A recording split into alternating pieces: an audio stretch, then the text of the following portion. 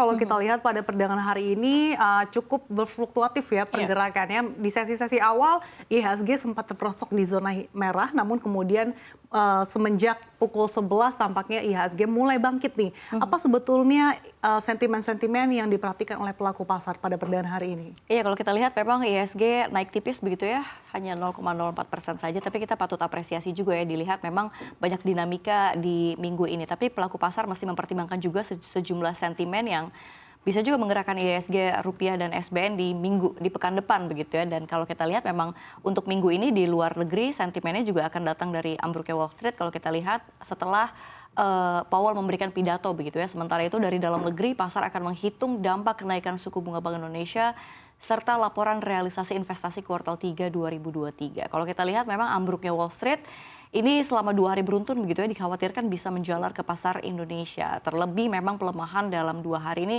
cukup tajam, apalagi kalau kemarin begitu ya lebih dari 1% Sasa. Ini kalau kita lihat Nasdaq yang paling terperosok begitu ya kalau kita lihat di saham-saham teknologi, mengikut juga tadi di saham teknologi dalam negeri ada Gotoh yang terkoreksi. Kita lihat Nasdaq terkoreksi nyaris 1%, 0,96%, diikuti S&P 500 0,85% dan Dow Jones 0,75%.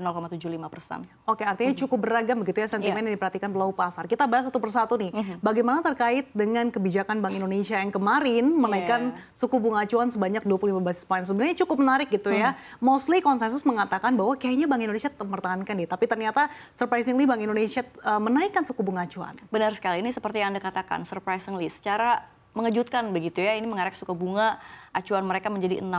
Ini adalah kenaikan pertama kalinya sejak Januari 2023 atau dalam 9 bulan terakhir. Kalau kita lihat memang yang kita dengarkan bersama-sama begitu ya Pak Peri Warjio, faktor terbesar perubahan kebijakan ini memang adanya situasi dunia yang masih sangat tidak pasti begitu ya, pertumbuhan ekonomi global melambat dan divergensi pertumbuhan semakin lebar. Terus juga ada ketegangan geopolitik yang mempengaruhi harga minyak dan pangan Sasa, dan ini memang memperlambat inflasi. Suku bunga Amerika Serikat juga diperkirakan masih akan tinggi dalam jangka panjang di tengah ketidakpastian juga. Lalu memang ada kenaikan suku bunga global termasuk juga obligasi pemerintah. Jadi lalu berikutnya ada dolar Amerika Serikat yang terus menguat, ini melemahkan mata uang negara lain juga termasuk rupiah pada hari ini. Meski memang Bank Indonesia mengeluarkan kebijakan begitu ya, kalau Sasa tadi bilang jamu pahit, jamu manis, ini artinya ada hitam dan putih begitu ya untuk menjaga stabilitas rupiah. Inflasi serta ekonomi domestik ini kalau hitamnya begitu ya berupa kenaikan suku bunga memang acuannya untuk menjaga inflasi yang rendah. Sementara kalau kita lihat nih jamu manisnya begitu ya atau sisi dari putihnya kebijakan Bank Indonesia diantaranya memang kebijakan insentif likuiditas makroprudensial atau KLM untuk mendorong kredit sektor prioritas. Kemudian ada juga pelonggaran rasio penyangga likuiditas makroprudensial atau PLM untuk perbankan. Lanjut lagi ada kebijakan down payment 0%, DP 0% untuk properti hingga 2024. Dan uang muka kredit pembiayaan motor minimal 0% untuk kendaraan baru hingga 2024. Kalau kita menyoal soal mata uang Garuda, Sasa dan juga pemirsa, ini pelemahan rupiah disebabkan oleh investor yang lebih memilih dolar Amerika Serikat tentunya ya, karena memang ini tingginya suku bunga di negara maju, terutama memang Amerika Serikat. Hal inilah yang membuat aliran modal keluar dari pasar negara berkembang dan ini memperkuat dolar Amerika Serikat ya, termasuk di Indonesia juga. Oke, yang menarik adalah setiap kali Gubernur The Fed Jerome Powell bersabda, ini akan mempengaruhi berbagai dinamika dan juga tentunya akan menyeratkan berbagai sentimen ataupun isu. Nah, ini seperti apa pelaku pasar mencermati pernyataan dari Jerome Powell? Iya, sabda Powell begitu ya. Pernyataan Powell memang ini kalau kita lihat dinilai lebih dovish sebenarnya, tapi dia tetap menegaskan adanya potensi kenaikan suku bunga di masa depan jika inflasi Amerika Serikat ini belum bergerak ke arah target The Fed yakni 2%, dan memang itu sulit sekali untuk digapai. Powell juga dalam pidatonya di acara Economic Outlook di Economic Club of New York mengatakan memang inflasi dan ekonomi masih terlalu tinggi. Namun memang tingginya imbal hasil US Treasury ini akan membuat ekonomi Amerika Serikat akan mendingin. Nah, pernyataan ini mengisyaratkan jika The Fed akan menahan suku bunga acuan pada pertemuan mendatang.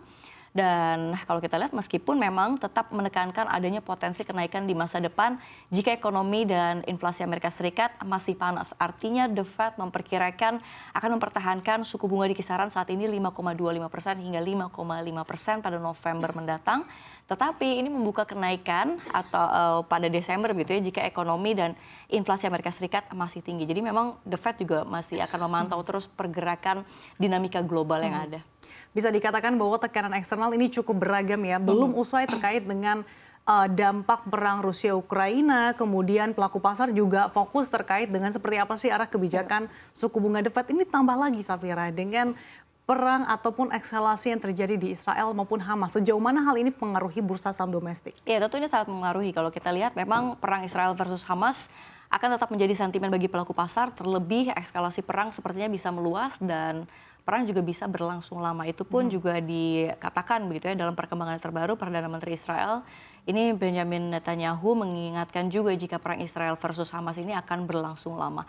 Artinya memang masih akan ada ketidakpastian walaupun memang seperti yang tadi Anda katakan Sasa, ini bagai pisau bermata dua begitu ya. Ada yang terkena berkah dari perang tersebut tapi juga kita lihat memang banyaknya derita yang dirasakan bagi yang terdampak begitu.